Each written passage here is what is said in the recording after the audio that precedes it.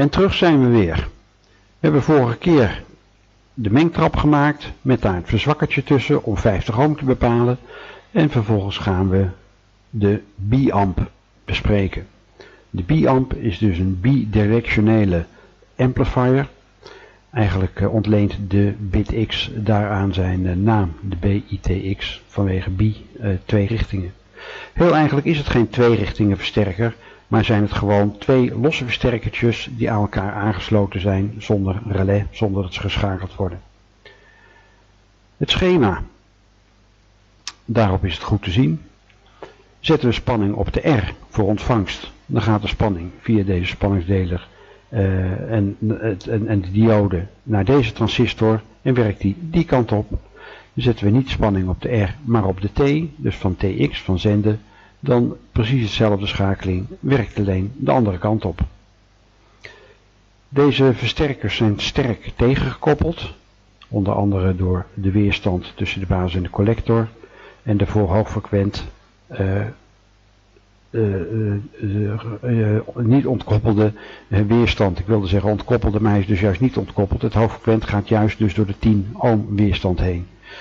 Daardoor zijn ze zeer stabiel, versterken ze ook niet erg veel. En zijn ze eenvoudig op te bouwen met alle mogelijke soorten transistors.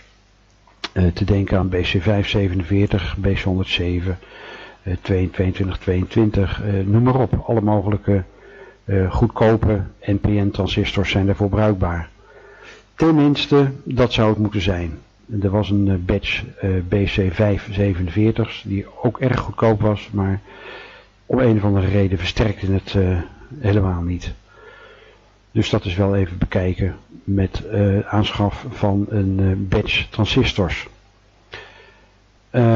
Ik heb het zelf opgebouwd dus met BC107's, daar had ik er toevallig nog een aantal van. En ik zet er altijd een pijltje op, dat vond ik zelf handig. Want het is natuurlijk een aantal van deze schakelingetjes komen voor. En dan is het toch met fout zoeken makkelijk van welke is nou ook weer welke. Dus ik heb er gewoon een pijltje op gezet. Zo ziet het versterkertje eruit. Stelt niet zo heel veel voor. Nog even over die transistors. Dat die niet altijd even geschikt zijn terwijl ze dat wel zouden moeten zijn. Ik heb daar nog aan gemeten. En gewoon één schakelingetje gebouwd. En daar steeds een andere transistor in gesoldeerd. En ik heb dat aan de hand van de specificaties van de transistors is uitgezet aan de hand van de FT. Die staat gewoon bij de specificaties vermeld in de datasheet.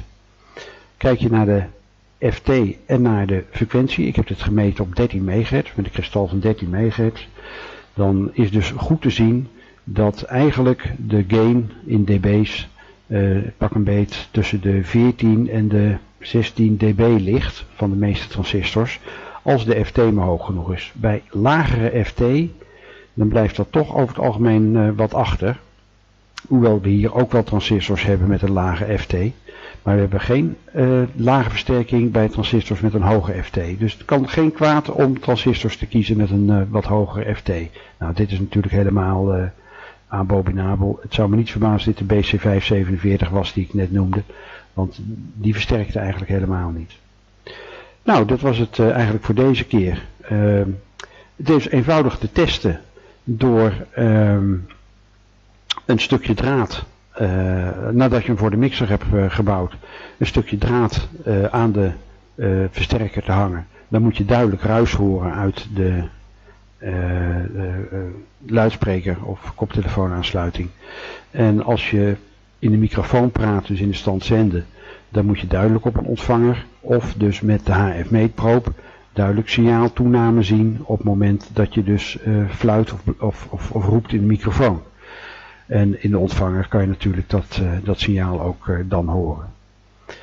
Dat is eigenlijk het hele versterker gebeuren. En dan gaan we de volgende keer weer verder met het volgende blokje van het schema.